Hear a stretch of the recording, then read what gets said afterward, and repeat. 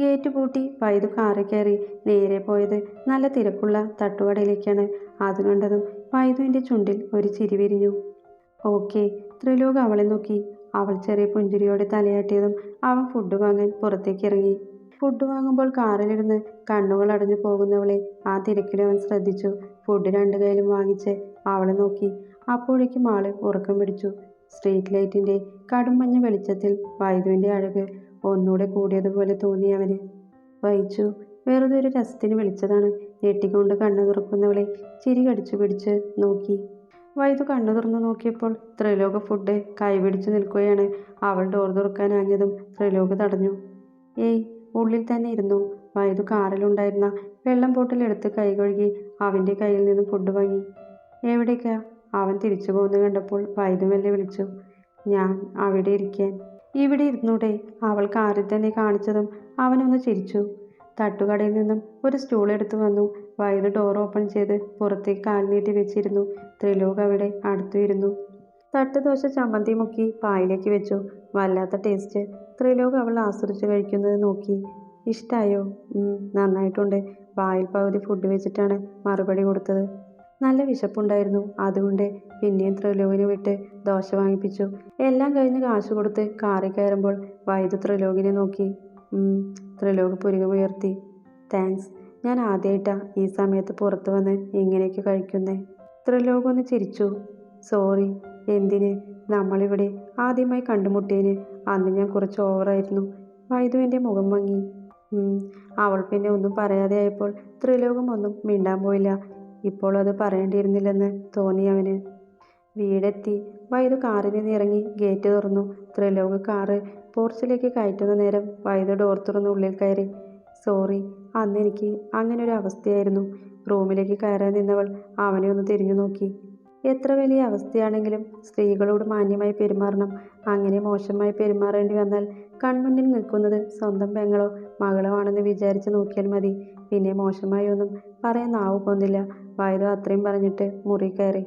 ത്രിലോക് അവൾ പോയതും നോക്കി സോഫയിലേക്ക് ഇരുന്നു. ശരിയാണ്, സ്വന്തം പെങ്ങളോ മകളോ ആണെങ്കിൽ അങ്ങനെ പറയാൻ പറ്റുമോ? ത്രിലോക് നെറ്റി തിരുമ്മി. ഫ്രിഡ്ജിൽ സൂക്ഷിച്ച കുപ്പിയെടുത്തു. വൈറ്റ് ഡ്രമ്മാണ്. കുറച്ച് ഗ്ലാസ്സിലേക്ക് പകർത്തി. ഒപ്പം നല്ല കൂൾ വാട്ടറും. ഗ്ലാസ് വായിലേക്ക് അമർത്തിയപ്പോൾ കടന്നു പോകുന്ന സ്ഥലം മൊത്തം ഒരു എരിച്ചിൽ. കുറച്ചു കാലമായി നിർത്തിയ ശീലമാണ്. ഗ്ലാസ് വായിലേക്ക് കമഴ്ത്തിയപ്പോൾ കടന്നു പോകുന്ന സ്ഥലം മൊത്തം ഒരു എരിച്ചിൽ. കുറച്ചു കാലമായി നിർത്തിയ ശീലമാണ്. പകുതി കുടിച്ചപ്പോഴേക്കും തലകറങ്ങാൻ തുടങ്ങി. എങ്ങനെയോ തപ്പിപ്പിടിച്ച് കുപ്പി ഫ്രിഡ്ജിൽ കൊണ്ടുപോയി വെച്ചു. അങ്ങനെ തന്നെ പോയി ബെഡിൽ കിടന്നു. രാവിലെ എഴുന്നേറ്റ് കുളിച്ചിറങ്ങിയപ്പോഴാണ് ഇന്നലെ ത്രിലോക് സോറി പറഞ്ഞതും തിരിച്ചു മറുപടി പറഞ്ഞതും വൈദുവിന് ഓർമ്മ വന്നത്. എന്തോ ആ സമയത്ത് അങ്ങനെ പറയാൻ തോന്നിയെങ്കിലും ഇപ്പോൾ ആലോചിക്കുമ്പോൾ ചെറിയ വിഷമം തോന്നുന്നു. കിച്ചണിൽ ഗ്ലാസ് തനിയെ മാറ്റി വെച്ചിരിക്കുന്ന കണ്ടപ്പോൾ വൈദുവിൻ്റെ നെറ്റി ചുളിഞ്ഞു. അതെടുത്തൊന്ന് മണത്തു നോക്കി. വല്ലാത്ത വൃത്തികെട്ട മണം. വേഗം ഗ്ലാസ് ഉരച്ച് കഴുകി എടുത്തു വെച്ചു. ബ്രേക്ക്ഫാസ്റ്റ് എടുത്തു വെച്ചിട്ടും ത്രിലോകിൻ്റെ വരവ് കാണാനില്ല. സമയം പിന്നെയും കടന്നുപോയി. 10 മണിയായിട്ടും കാണാതായപ്പോൾ വൈദു അവൻ്റെ മുറിയുടെ ഡോറിന്മേലെ തട്ടി. തുറക്കാതെയായപ്പോൾ തള്ളി നോക്കി. ഡോർ തുറന്നു. പക്ഷെ ആളുള്ളിലില്ല. പിന്നെ പോയി നോക്കിയത് കാറാണ്. ബാംഗ്ലൂര് പുതിയ ഷോറൂം തുടങ്ങണമെന്ന് ഒരു പ്ലാനിംഗ് ഉണ്ട്. അജിയോട് പറഞ്ഞപ്പോൾ അവന് സമ്മതം. പ്ലേസൊക്കെ നോക്കി അഡ്വാൻസും കൊടുത്തു. അതിൻ്റെ ഭാഗമായി പുതിയ ഷോറൂം യൂണിറ്റുമായി ഒരു മീറ്റിംഗ് ഉണ്ടായിരുന്നു. അജി രാവിലെ വിളിച്ച് ഓർമ്മിപ്പിച്ചപ്പോൾ ഓടിയതാണ്. ഷോറൂം ഡിസൈനും ഇന്നെത്തും. മീറ്റിംഗ് തുടങ്ങി പകുതി ആയപ്പോഴാണ് ഫോൺ ബെല്ലടിച്ചത്. എടുത്തു നോക്കിയപ്പോൾ വൈദേഹിയാണ്. ഹലോ, ഞാൻ മീറ്റിങ്ങിലാണ്. ത്രിലോക് ശബ്ദം താഴ്ത്തി പറഞ്ഞതും വൈദുവിനെ അരിച്ചു കയറി. നേരത്തെ പോവാനാണെങ്കിൽ പിന്നെ ഞാനതൊക്കെ എന്തോത്തിന് ഉണ്ടാക്കി വെച്ചേക്കുന്നേ. അവൾ ചൂടാവുന്നതിനൊപ്പം അവിടെ എന്തോ വീണിടോ എന്ന ശബ്ദവും കേൾക്കാം. ത്രിലോക് ഫോൺ കട്ടാക്കി സൈലന്റ് മോഡിലാക്കി. പിന്നെ മീറ്റിങ്ങിൽ ശ്രദ്ധിച്ചു. ഈ പെണ്ണിന് മെൻ്റലി എന്തോ പ്രോബ്ലം ഉണ്ട്. ത്രിലോക് അവളോട് പെരുമാറ്റങ്ങൾ കൂട്ടിക്കുഴച്ച് ഒരു തീരുമാനത്തിലെത്തി. മീറ്റിംഗ് കഴിഞ്ഞപ്പോൾ തന്നെ 2 മണിയായി. അജി ക്യാൻറ്റീനിലേക്ക് കഴിക്കാൻ വിളിച്ചിട്ടും പോയില്ല.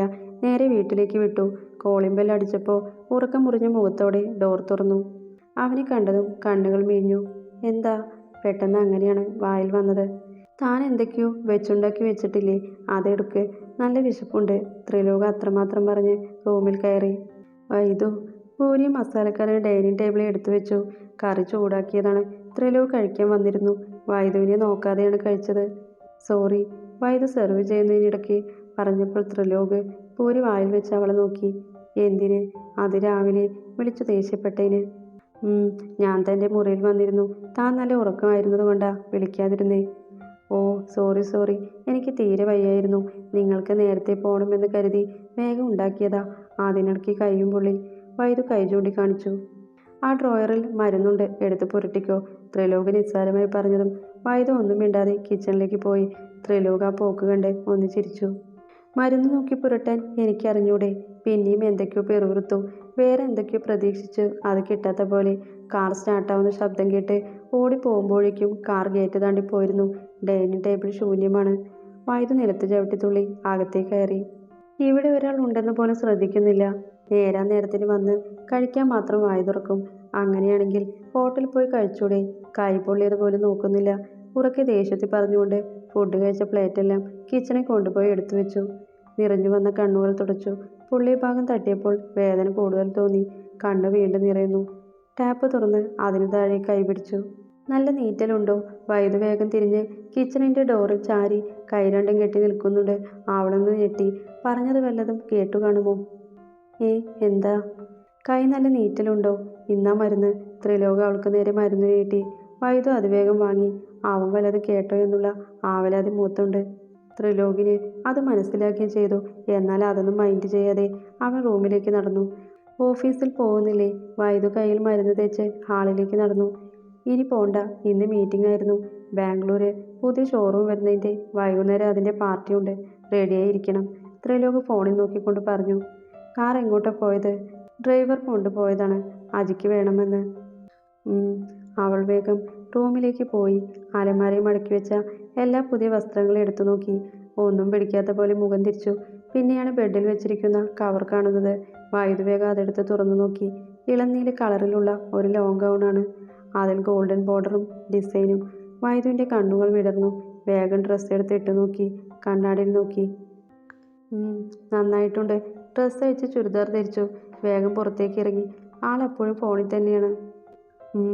അടുത്ത് വന്ന് നിന്നതറിഞ്ഞപ്പോൾ ഒന്ന് ചോദ്യത്തോടെ മൂളി. ഡ്രസ്സ് നന്നായിട്ടുണ്ട്. നന്നായതുകൊണ്ടാണ് എടുത്തത്. വൈദു പിന്നെ ഒന്നും മിണ്ടാതെ അകത്തേക്ക് കയറി. ത്രിലോക് ഫോൺ പിടിച്ച് സോഫയിൽ കിടന്നു. TV ഓൺ ചെയ്തു. വൈദു നേരെയുള്ള സെറ്റിയിലും. ത്രിലോകിൻ്റെ നോട്ടം TV-യിലാണെങ്കിൽ വൈദുവിൻ്റെ നോട്ടം ത്രിലോകിലേക്കാണ്. കാലിന് മേൽ കാൽ കയറ്റി വെച്ച് കിടന്നാണ് TV കാണുന്നത്. ഒരു കൈ മടക്കി തലയ്ക്ക് പുറകിലും വെച്ചിട്ടുണ്ട്. ഡ്രിം ചെയ്തെങ്കിലും ചെറുതായി വളർന്നു തുടങ്ങിയ താടിയും മീശയും നല്ല ഗ്ലാമർ തോന്നിക്കുന്നുണ്ട്. ആകെ കൂടി അവനെ നോക്കിയിരുന്ന വൈദുവിൻ്റെ ചുണ്ടിൽ ചെറിയ പുഞ്ചിരി വരാൻ തുടങ്ങി. പിന്നെ ഈവനിങ് നേരത്തെ ഇറങ്ങണം എന്ന് പറഞ്ഞുകൊണ്ട് വേഗം എഴുന്നേറ്റു. രണ്ടാൾക്കും ചായ വെച്ചു. അത് കുടിച്ചു കഴിഞ്ഞതും വേഗം റെഡിയാവാൻ പോയി. വൈദേഹി കുളിച്ചു തലയിലൊരു ടർക്കി ചുറ്റി ചായ കുടിച്ച് കപ്പൊക്കെ കഴുകുമ്പോഴാണ് വിളി കേട്ടത്. എന്താ? വൈദു ടോപ്പിൽ നനഞ്ഞ കൈ തുടച്ചു. എന്നത്തെയും പോലെ സിമ്പിൾ മേക്കപ്പ് മതി. ഫോണിൽ തന്നെ നോക്കിയാണ് പറഞ്ഞത്. ഓ. ഒന്ന് പുച്ഛിച്ച് അവൾ തിരിഞ്ഞ് റൂമിലേക്ക് ചെന്നു. 15 മിനിറ്റ് കഴിഞ്ഞ് ഇറങ്ങി വരുന്നവളെ അവൻ കണ്ണി വയ്ക്കാതെ നോക്കി നിന്നു. സിമ്പിൾ മേക്കപ്പ് തന്നെ. വെറുതെ ഐലൈനർ കണ്ണിന് മുകളിൽ മാത്രം എഴുതിയിട്ടുണ്ട്. വളരെ ചെറിയ രീതിയിൽ റോസ് കളർ ലിപ്സ്റ്റിക്കും സ്റ്റോൺ പൊട്ടും. പിന്നെ ആ താലിയും സിന്ദൂരവും. സിന്ദൂരം ചെറുതായി തൊട്ടിട്ടുള്ളൂ. മുടി ലൂസാക്കി ഇട്ടിട്ടുണ്ട്. ഇറങ്ങാം. വൈദു അടുത്ത് വന്ന് പറഞ്ഞപ്പോഴാണ് അവൻ നോട്ടം മാറ്റിയത്. അവനൊന്ന് മൂളിക്കൊണ്ട് കാറിൽ കയറി. വൈദു ഡോർ അടച്ചു. വൈദേഹി, എൻ്റെ ഫോൺ സെറ്റിയിലുണ്ട്. ത്രിലോക് കാർ റിവേഴ്സ് എടുത്തിട്ട് പറഞ്ഞു. വൈദു അത് കേട്ടതും ഡോർ തുറന്ന് അവൻ കിടന്ന് സെറ്റിയിൽ നോക്കി. ഫോൺ അവിടെ തന്നെയുണ്ട്. ഫോൺ എടുക്കാൻ കുനിഞ്ഞപ്പോഴാണ് അവൾ മുൻപിലേക്ക് നോക്കിയത്. TV-യുടെ അടുത്തുള്ള ഷോക്കേസിലേക്ക് നോട്ടം പോയത്. ഇവിടെ കിടന്നാൽ എതിരെ സെറ്റിയിലിരിക്കുന്ന ആരെയും ഷോക്കേസിൻ്റെ ഗ്ലാസ്സിലൂടെ കാണാൻ കഴിയും. അതും വ്യക്തമായി. വൈദു ഒന്ന് ഉമിനീരിറക്കി. പിന്നെ പുറത്തേക്ക് നോക്കി. അവൻ കിടന്ന പോലെ കിടന്നു നോക്കി. അവൾ ഞെട്ടലോടെ എഴുന്നേറ്റു. താൻ നോക്കുന്നത് ത്രിലോക് കണ്ടിട്ടുണ്ട്, അല്ലെങ്കിൽ അറിഞ്ഞിട്ടുണ്ട്. എന്തോ അത് ഓർത്തപ്പോൾ അവളാകെ വല്ലാതായി. വിവാഹത്തിന് മുമ്പേ പറഞ്ഞിട്ടുണ്ട് ഒരു ഭാര്യ ഭർത്തൃ ബന്ധം ഉണ്ടാവില്ലെന്ന്. അതൊക്കെ അറിഞ്ഞുകൊണ്ടാണ് സമ്മതിച്ചത്. പക്ഷേ ഇപ്പോൾ എന്തുപറ്റി? ദിവസങ്ങൾ കഴിയുന്തോറും എൻ്റെ മനസ്സിൽ ഇങ്ങനെയൊക്കെ തോന്നുന്നത്. കാറിൻ്റെ ഹോണടിയാണ് അവളുടെ ചിന്തകളെ പിടിച്ചു നിർത്തിയത്. വേഗം ഡോർ ലോക്ക് ചെയ്ത് കാറിൽ കയറി ഫോൺ കയ്യിൽ കൊടുത്തു. അബദ്ധത്തിൽ പോലും മുഖത്തേക്ക് നോക്കിയില്ല. ഒരു ഫോൺ എടുത്തിട്ട് വരാൻ ഇത്ര നേരമോ? നേരം വൈകിയതിൻ്റെ അക്ഷമ അവൻ്റെ മുഖത്തുണ്ട്. അതേ ഗൗരവത്തോടെ കാർ സ്റ്റാർട്ടാക്കുമ്പോൾ വൈദുവിൻ്റെ കണ്ണുകൾ എന്തിനോ നിറഞ്ഞിരുന്നു. ത്രിലോക് ഇടയ്ക്കിടെ അവളെ ഇടം കണ്ടിട്ട് നോക്കി. വൈദു ആണേൽ പുറത്തേക്ക് നോക്കിയിരിക്കുന്നുണ്ട്. ഇവൾക്കിത് എന്ത് പറ്റി? ഞാനങ്ങനെ പറഞ്ഞതുകൊണ്ടാണോ? ടി വി കാണുമ്പോൾ കുറേ ഇരുന്ന് നോക്കുന്നുണ്ടായിരുന്നു. ഇപ്പോൾ എത്ര ഒരുങ്ങിയിട്ടും ഒരു നോട്ടം പോലുമില്ല. ത്രിലോക് ഓരോന്നാലോചിച്ച് ഡ്രൈവ് ചെയ്യുന്നുണ്ട്. വൈദു പുറത്തെ കാഴ്ചകൾ കാണുന്നുണ്ടെങ്കിലും ത്രിലോക് നോക്കുന്നുണ്ടോ, ത്രിലോകിനെ നോക്കണോ എന്നുള്ള കൺഫ്യൂഷനിലാണ്. എന്നാലും നോക്കിൽ നിന്ന് ഉറപ്പിച്ച് അങ്ങനെ തന്നെ ഇരുന്നു. വലിയൊരു ഹോട്ടലിലേക്കാണ് കാറ് പോയി നിന്നത്. ത്രിലോക് കാറിൽ നിന്നിറങ്ങി. ഒപ്പം വൈദുവും. കീ ഡ്രൈവറുടെ കയ്യിൽ കൊടുത്തിട്ട് അവൻ വൈദ്യുവിന് നേരെ കൈനീട്ടി. അത് നോക്കി പുച്ഛിച്ചുകൊണ്ട് അവൾ നേരെ കയറിപ്പോയി. പക്ഷേ എവിടെയാണ് ഫംഗ്ഷൻ എന്നറിയാതെ അവൻ ഉള്ളിൽ നിന്ന് ചുറ്റും നോക്കി. ജോലിക്കാരെ അല്ലാതെ വേറെ ആരെയും അവിടെ കാണാനില്ല. വൈദ്യു അബദ്ധം പറ്റിയ പോലെ പുറകിലേക്ക് തിരിഞ്ഞു. രണ്ടു കൈയും നെഞ്ചി പിടിച്ചു കെട്ടി ത്രിലോക് അവളെ തന്നെ നോക്കി നിൽപ്പുണ്ട്. ഇപ്പോൾ എന്തായി എന്ന മട്ടിൽ വൈദ്യു മുഖം താഴ്ത്തി അവൻ്റെ അടുത്തേക്ക് നടന്നു. ഇപ്പോൾ വൈദ്യു നിൽക്കുന്നത് എൻട്രൻസിലെ സ്റ്റെപ്പിലാണ്. ത്രിലോക് താഴെയും. കാറിൽ വന്നിറങ്ങി അജി കാണുന്നത് ഈ ഭാഗമാണ്. അവൻ വേഗം ഫോണെടുത്തു. ത്രിലോക് അവൾക്ക് നേരെ കൈനീട്ടി. വൈദ്യു തലതാഴ്ത്തിക്കൊണ്ട് തന്നെ അവൻ്റെ കയ്യിൽ കൈ ചേർത്തു. അവൻ്റെ കയ്യിലെ ചൂടും അവളുടെ കയ്യിലെ തണുപ്പും വൈദ്യുവിന് വല്ലാത്ത വിറയൽ തോന്നി. എന്നാൽ ത്രിലോക് അത് ശ്രദ്ധിക്കാത്ത മട്ടിൽ അവളുടെ കയ്യിൽ കോർത്ത് ഇടത് ഭാഗത്തേക്ക് നടന്നു. അവിടെ വലിയ ഡോറിന് മുമ്പിലായി രണ്ട് സെക്യൂരിറ്റിക്കാർ നിൽക്കുന്നുണ്ട്. അവർ രണ്ടാളും ഓരോ ഡോർ വീതം വൈദ്യുവിനും ത്രിലോകിനും തുറന്നു പിടിച്ചു. ത്രിലോകിൻ്റെ കൈ പിടിച്ചുകൊണ്ട് വൈദ്യു ചുറ്റും നോക്കി. ആദ്യമായാണ് ഇങ്ങനെയൊക്കെ കാണുന്നത്. വലിയൊരു ഹാളിൽ എല്ലാം ഡെക്കറേറ്റ് ചെയ്തിട്ടുണ്ട്. എല്ലാ ഭാഗത്തും മദ്യവും കൂൾ ഡ്രിങ്ക്സും ഉണ്ട്. വൈദ്യുവിൻ്റെ മുഖം ചുളിഞ്ഞു. ത്രിലോക് കുടിക്കുമെന്നറിയാം, അതുകൊണ്ട് തന്നെയാണ് മുഖം ചുളിഞ്ഞത്. ഒരുപാട് പേരുണ്ട്. എല്ലാം ബിസിനസ്സുകാരാണെന്ന് ഒറ്റ നോട്ടത്തിൽ അറിയാം. ഒരാൾ അടുത്തേക്ക് വരുന്ന കണ്ടപ്പോൾ ത്രിലോക് വൈദ്യുവിൻ്റെ കൈവിട്ടു. എൻ്റെ അടുത്ത് നിന്ന് എങ്ങും പോവരുത്, കേട്ടല്ലോ? ത്രിലോക് തിരിഞ്ഞു നിന്ന് അവളോട് പറഞ്ഞിട്ട് മുന്നിൽ വരുന്ന ആളെ നോക്കി ചിരിച്ചു. ഹേ ടീച്ചേ, ഹൗ ആർ യു? അയാൾ അവനെ പുണർന്നു. ത്രിലോക് പുഞ്ചിരിയോടെ തിരിച്ചും. ഫൈൻ. ഫാമിലി വന്നില്ലേ? ഓ, ദാവിടെ ഇരിക്കുന്നുണ്ട്. അവിടെ നിന്നാൽ ഒരു ഡ്രിങ്ക് പോലും കഴിക്കാൻ പറ്റില്ല. അതാ വേഗം മാറിയത്. ടീച്ചർ കഴിക്കുന്നില്ലേ? ഏയ്, ഇപ്പോൾ വേണ്ട. പിന്നെയാണ് അയാൾ വൈദ്യുവിനെ കണ്ടത്. ഓ, ഇതാണല്ലേ മിസ്സിസ്. അയാൾ വൈദ്യുവിനെ നോക്കി ചിരിച്ചപ്പോൾ വൈദ്യുവും ചിരിച്ചു കൊടുത്തു. എന്നാൽ ഞാൻ അങ്ങോട്ട് ചെല്ലട്ടെ? അയാൾ അകന്നു പോയതും വൈദ്യു ചുറ്റും നോക്കി. അവളെ നോക്കി ത്രിലോകും. ഒടുവിൽ നോട്ടം ചെന്ന് നിന്നത് ത്രിലോകിൻ്റെ കണ്ണുകളിലാണ്. വൈദ്യു ചമ്മലോടെ മുഖം താഴ്ത്തി. നിനക്ക് കുടിക്കാൻ എന്തെങ്കിലും വേണോ? ഞാൻ മദ്യപിക്കാറില്ല. ഉടനടി ഉത്തരവും കിട്ടി. ത്രിലോക് ഒന്ന് നിശ്വസിച്ചു. അവളെ നോക്കി. ഞാൻ ഉദ്ദേശിച്ചത് ജ്യൂസ് വല്ലതും വേണോ എന്നാണ്. അവൾ വിലങ്ങനെ തലയാട്ടി. ഞാനിപ്പോൾ വരാം. നീ ദേ അവിടെ ഇരുന്നോ. നേരത്തെ കണ്ടില്ലേ രവി അങ്കിൾ, അങ്ങേരുടെ ഫാമിലിയാണ്. ചെല്ല്. ത്രിലോക് പറഞ്ഞപ്പോൾ വൈദ്യു തലതാഴ്ത്തി അങ്ങോട്ട് നടന്നു. അവളെ അവിടെ ഇരിക്കുന്ന കണ്ടാണ് ത്രിലോക് അജിയുടെ അടുത്തേക്ക് ചെന്നത്. എന്തായിടാ? അജി ഗ്ലാസ് കയ്യിൽ പിടിച്ച് ചിരിച്ചു. രവിയുടെ ഫാമിലിയുടെ കൂടെ ഇരുത്തിയിട്ടുണ്ട്. ഡാ, ഗ്രീഷ്മയ്ക്ക് അറിയോ വൈദേഹി നിന്റെ വൈഫാണെന്ന്? ആര്? രവിയുടെ മോൾക്കോ? നമ്മളവരെ മാരേജിന് വിളിച്ചിട്ടില്ല. അവൾക്ക് നിന്നോട് ഇത്തിരി ഇളക്കമുണ്ടായിരുന്നു. രവി എന്നോട് ചോദിച്ചിട്ടുണ്ട്.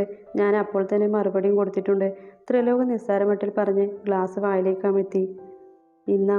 അജി ഒന്നുകൂടെ നീട്ടിയപ്പോൾ ത്രിലോക് വേണ്ടെന്ന് കാണിച്ചു. മതി, അവൾ കൂടെ ഉള്ളതല്ലേ. അജി അത് കേട്ട് ഒന്ന് ചിരിച്ചു. പെട്ടെന്നാണ് പിന്നിൽ ബഹളം കേട്ടത്. ആൾക്കാരും കൂടി നിൽക്കുന്നുണ്ട്. എന്താടാ അവിടെ? അജി എഴുന്നേറ്റ് അങ്ങോട്ട് നടന്നു. ത്രിലോക് പുറകെയും. ആളുകളെ വഴിഞ്ഞു മാറ്റി ചെല്ലുമ്പോൾ ഗ്രീഷ്മ ഉച്ചത്തിൽ എന്തൊക്കെയോ പറയുന്നുണ്ട്. വൈദേഹി അതിന് തിരിച്ചും എന്തൊക്കെയോ പറയുന്നുണ്ട്. പക്ഷേ ആളുടെ കണ്ണും നിറഞ്ഞിട്ടുണ്ട്.